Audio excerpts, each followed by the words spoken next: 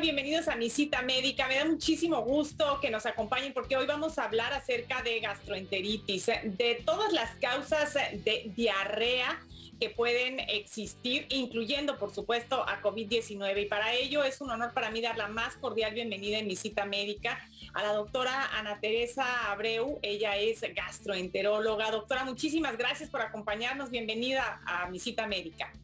Gracias, Diana. Al contrario, yo encantada de estar aquí contigo participando. Muchísimas gracias. Doctora, ¿cómo podemos clasificar a las gastroenteritis? Bueno, la gastroenteritis se refiere al cuadro clínico donde hay un cuadro de dolor abdominal, diarrea y a veces, por eso el componente del gastro, a veces vómito, o puede estar incluido el vómito. Las clasificamos como gastroenteritis agudas y crónicas o como infecciosas, básicamente, que sería el escenario que podía ir desde agudo a crónico. Las diarreas o las gastroenteritis infecciosas, la mayoría de ellas, yo creo que es un punto relevante, la mayoría de ellas son de causa viral. Adenovirus, norovirus pueden causarte diarreas, coronavirus puede causarte diarrea como parte de su expresión clínica. Y esto es importante porque hay una conducta habitual en la prescripción mal hecha o no correcta, donde ante un cuadro que pudiera ser autolimitado, porque casi siempre son virales, se inician esquemas antibióticos y eso puede generar alguna diarrea asociada a antibióticos también. Hay diarreas funcionales, esas ya no son infecciosas, hay diarreas que están más asociadas a trastornos funcionales, como es la diarrea funcional y la de síndrome de intestino irritable con predominio de diarrea. Pero esa nunca es infecciosa, esa descansa cuando tú descansas, se manifiesta más en el día. En cambio, una gastroenteritis te despierta, te da cólico, hay un estado tóxico asociado, puede haber fiebre, puede haber dolor abdominal y puede haber, por supuesto, vómito. En el caso, doctora, de estos cuadros inflamatorios que no son infecciosos, estas diarreas que durante la noche pues no despiertan a la persona las padece principalmente durante el día, pero igual tiene enormes molestias, dolores, malestares. ¿Por qué en la noche no ocurre? ¿Qué sucede?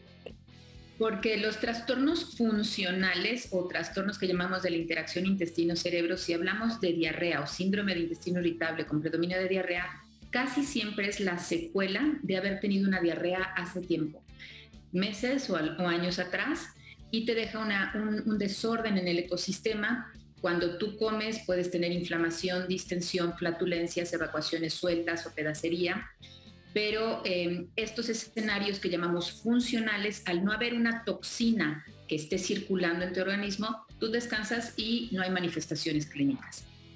En cambio, en una gastroenteritis hay toxinas virales, toxinas bacterianas, o incluso a veces hasta parasitosis, por supuesto, que son las generadoras y no respeta tu sueño. En ese momento se están liberando esas toxinas, el organismo está respondiendo y hay movimiento intestinal, hay pérdida de líquido, hay un cambio en el microambiente intestinal, a lo que llamamos microbiota intestinal, y es la generadora de síntomas agudos.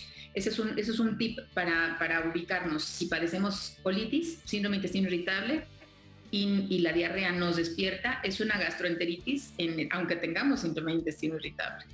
Claro, digamos que hay algo agregado ahí infeccioso, de origen infeccioso generalmente. Ahora, como bien menciona usted, muchas veces una persona tiene una diarrea y pues lo primero que hace es tomar antibióticos. Y esto pues le distorsiona su microbiota intestinal y además propicia la aparición de casos gravísimos, de cuadros gravísimos de otras bacterias que son resistentes a los antibióticos posteriormente, ¿no? Por supuesto, una diarrea, hay que esperar siempre al menos 24 horas para ver qué cantidad de pérdidas hay. Siempre hay que reponer líquidos, hay que reponer electrolitos, manejar síntomas si hubiese dolor, pero básicamente es hidratar y esperar.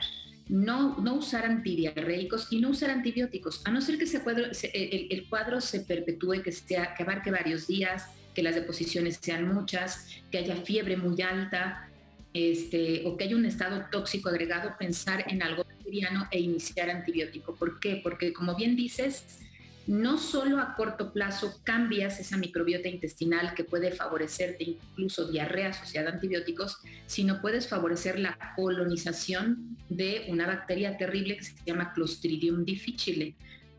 Además de, a largo plazo, puedes inducir resistencias antimicrobianas. que ese es otro también. Claro. Vamos a hacer una pausa y regresamos con la doctora Abreu para continuar hablando acerca de este tema.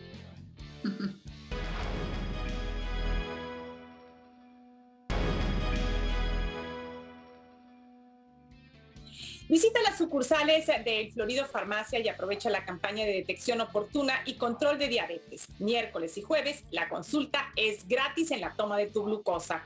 El Florido Farmacia, siempre pensando en ti. ¡Qué barato! ¡Oh! Y bueno, vamos a continuar hablando acerca del tema de hoy, que es la gastroenteritis, con la doctora Ana Tere Abreu, la doctora Ana Teresa Abreu, quien es gastroenteróloga.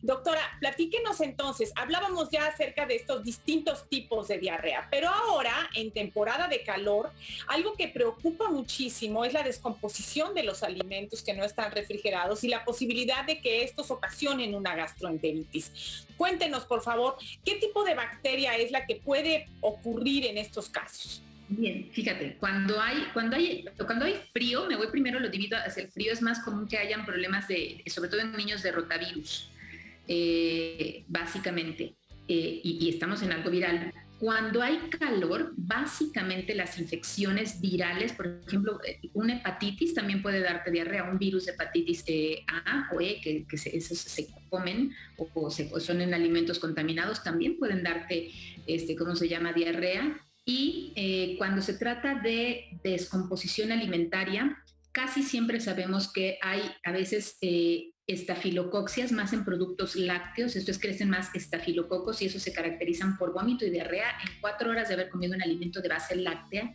que está descompuesto. Y los que te llevan a un cuadro más aparatoso son Salmonella, Shigella, básicamente, y diarreas por enterococos, Escherichia coli, básicamente. Y esos se caracterizan por calambres abdominales intensos, un cuadro febril, primero diarrea, o sea, debutas con diarrea y después es el vómito, el estado tóxico con escalofríos, dolor de cabeza, náusea, falta de apetito, deposiciones acuosas, líquidas y el vómito con los calambres abdominales. Entonces, Salmonella, Shigella, Escherichia coli, infecciones por Escherichia coli enteropatógenas, básicamente. Y las virales pensaría, por ejemplo, en hepatitis, fíjate. Y doctora, estas bacterias y virus, como el caso de la hepatitis, por ejemplo, se pueden contagiar por alimentos contaminados con estas bacterias justamente que no estén bien lavados o que no estén bien cocidos. Sí, bueno, 2 cosas claves. Uno, la manipulación de los alimentos, las manos. Quien prepara los alimentos puede justamente, si no tuvo un buen aseo y higiene después de ir al baño, de tener alguna deposición, y manipular alimentos vegetales o incluso alimentos ya cocidos, y si los manipulara con las manos puede contaminarlos. Por supuesto que la cocción es algo muy importante. En el momento en el que tú hierves algún alimento, es un excelente medio para matar la vida de las bacterias que pudieran estar. Y es más, bueno, todos, o sea, nosotros como mujeres cocinamos eventualmente o cocinamos y sabemos que, por ejemplo, el hervor puede despedir olores y tú puedes percibir si hay fermentación, si está descompuesto un alimento. Los alimentos que suelen ser más contaminables son los caldos, salsas, caldos, sopas, habitualmente en época de calor son más factibles de que ahí sea un medio de cultivo de bacterias, fíjate. Ahora sí, es otro caldo de cultivo. Doctora, y entonces en el caso de estos padecimientos como la Shigella, la Salmonella, ¿cuándo se requiere que la persona verdaderamente pues tome algún medicamento? Porque esto que usted menciona es bien importante. En el caso de los virus, pues ya se sabe que los antibióticos no funcionan, pero en el caso de las bacterias, ¿cuáles son las que sí necesitarían la ingesta de algún antibiótico? Estas, básicamente, Salmonella, Shigella, enterobacterias, diarreas por Escherichia coli, por supuesto que necesitan usar antibióticos, de preferencia antibióticos que no se absorban, que no sean antibióticos que pasen al torrente sanguíneo, sino que trabajen a nivel intestinal. En concreto, rifaximina alfa, o sea, como molécula, esa es una extraordinaria molécula porque no te induce resistencias antimicrobianas, tiene un muy buen espectro contra este tipo de gérmenes. y qué te puede dar una pauta como médico o como paciente, que el cuadro no te dura, no es de unas pocas horas, sino que está tomándote varias horas en el día, si el número de deposiciones va incrementándose o el estado tóxico, el malestar de escalofríos, dolor muscular, dolor articular, dolor de cabeza se va instalando y se va haciendo cada vez mayor. Entonces, el periodo de tiempo yo creo que es el que te marca la pauta, el antecedente de que tú reconozcas o que ubiques, me comí un alimento que olía mal, que me desagradó, me disgustó, no me supo bien, hacer esa correlación también es importante. El agua también puede estar contaminada. Vamos a hablar de esto regresando de la pausa.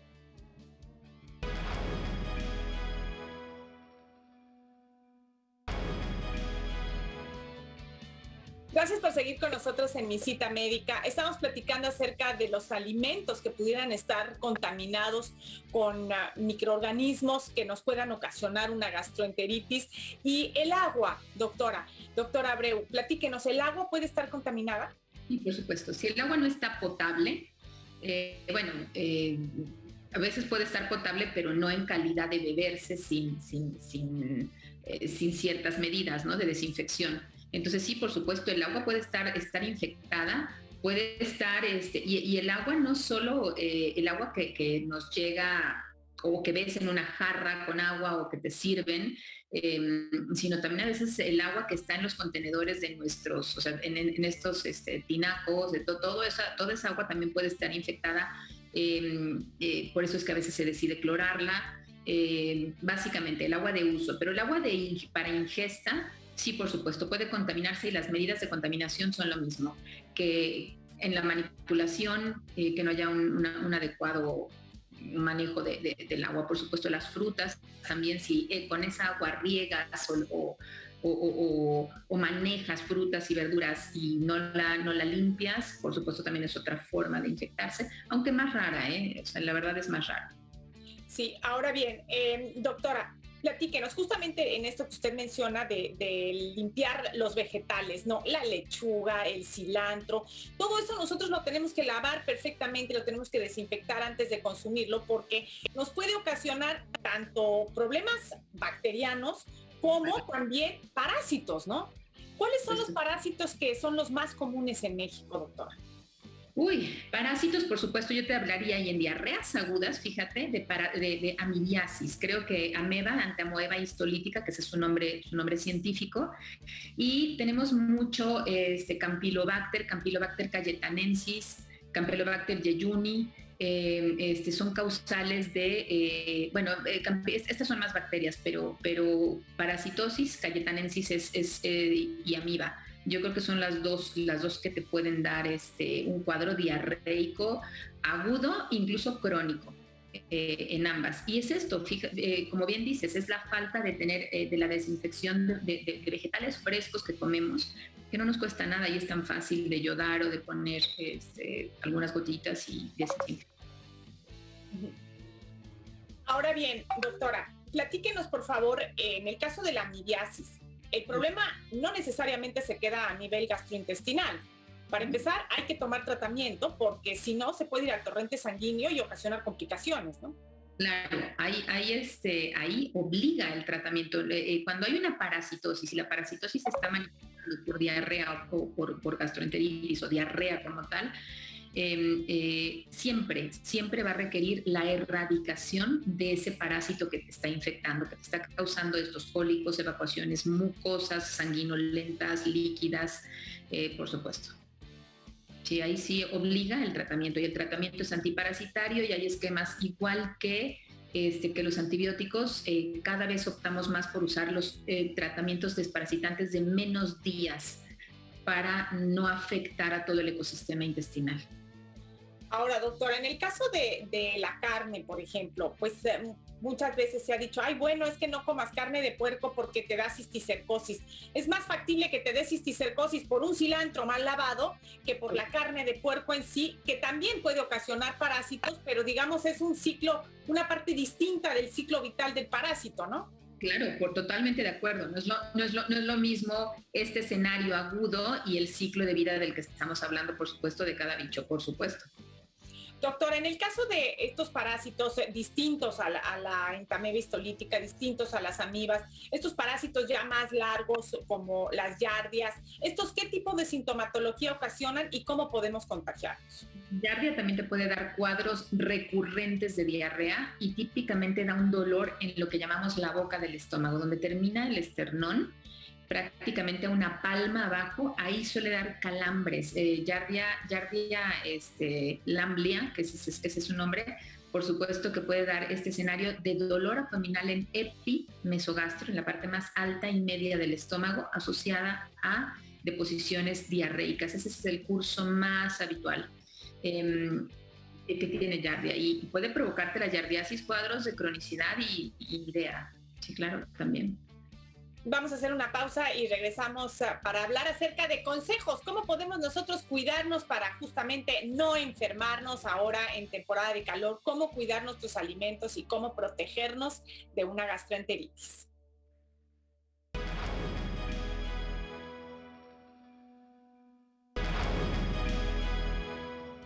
Gracias por continuar con nosotros en Mi Cita Médica. Bueno, pues seguimos platicando con la doctora Ana Teresa Abreu acerca de la gastroenteritis, y fuera del aire la doctora me platicaba que un tema importante son los pescados. Debemos tener esto en cuenta y cuidar los pescados porque se contaminan con facilidad, ¿es correcto? Sí, se contaminan, muchas veces vienen contaminados de mar, o sea que desde que los obtienen ya tienen, o sea, los camarones, por ejemplo, pueden tener. Y la otra es que tengan esta cadena de frío, que todo el tiempo en el que el producto va a ser vendido, adquirido, y uno en casa, mantenerlo siempre en refrigeración. Cuando pierden el estado de frío, hay más posibilidades de infección, de colonización de bacterias, y por supuesto te puede causar enfermedad. Claro. Y no confiarnos, ¿no? Porque luego dejamos el pescado 10 días en el refrigerador y pretendemos comérnoslo, ¿no? Tienen su momento para comerse, tienen su vida útil, ¿no? Sí, claro, no dejar, o sea, los alimentos, yo creo que justamente eso, ningún alimento, hasta algo guisado, no lo puedes dejar tanto tiempo. Claro. O sea, sí, el refrigerador nos ayuda, pero no quita todo riesgo. Claro. Doctora, platíquenos, ¿qué medidas podemos tomar en cuenta para evitar una gastroenteritis tanto en los adultos como en los niños? Bueno, yo creo que el lavado de manos, ¿no? O sea, no caer en extremos, el buen lavado de manos, reforzar bien, tener una buena microbiota intestinal, básicamente lavar frutas, verduras, tenerlas, o sea, de acceso libre, sí, pero ya desinfectadas. Hervir todos nuestros alimentos, todo aquello que tenga caldos, y evitar, bueno, si fueras a salir, por ejemplo, evita o procura tener alimentos más secos. Esto es más una carne asada, un filete, que a lo mejor algo caldoso, porque no sabes el manejo que ha tenido en su proceso ni en el mantenimiento de cómo está. Y entre ellos las salsas, todos estos reservorios que tienen salsas, donde todo el mundo mete la cuchara y no sabes qué ha sucedido ahí. Bueno, estos son verdaderos caldos. Claro, afortunadamente ya ahora con COVID-19 muchos restaurantes han tomado cartas en el asunto y ya lo que hacen es servir la salsa nada más para esa mesa y después se desecha lo que queda, ¿no? Para no estar pasando la salsa de una mesa a otra y contaminando la salsa cada vez con una cuchara y el riesgo, y todo el mundo lo toca. Y doctora, entonces en cuanto a cuidados del agua, habría que hervirla, de preferencia filtrarla. Yo creo que filtrarla, hervirla hace que también se precipiten muchas sales que puede traer el agua y puede hasta, pues, favorecer depósitos cálcicos, incluso en recipientes. Bueno, depende del escenario. Si estás en un lugar donde de plano el agua está muy contaminada, tu mejor posibilidad, por supuesto, es servirla. Pero si estás en un lugar donde tienes todos los recursos, pues con que pase por un filtro, un agua embotellada, por ejemplo, es más segura que tú te tomes agua de algún lugar. Claro. Claro, cocer bien los alimentos, lavarnos las manos, procurar desinfectar todos estos vegetales verdes que nos comemos, no juntar el pollo crudo, la carne cruda con la comida que ya está cocida, tener utensilios separados para cada alimento una vez que esté cocido. Y bueno, pues son medidas que debemos de tomar en el día a día en la cocina para reducir nuestro riesgo de tener una gastroenteritis que puede llevar a deshidratación o en el caso de los parásitos a otras consecuencias. Doctora, muchísimas gracias por habernos acompañado en mi cita médica. Muchas gracias a ti, Diane. Yo encantada y un abrazo muy fuerte desde México. Muchas gracias igualmente. Nosotros así es como nos despedimos. Gracias a mis compañeros allá en el estudio de Televisa California y por supuesto muchas gracias a usted por el favor de su atención. Hasta pronto.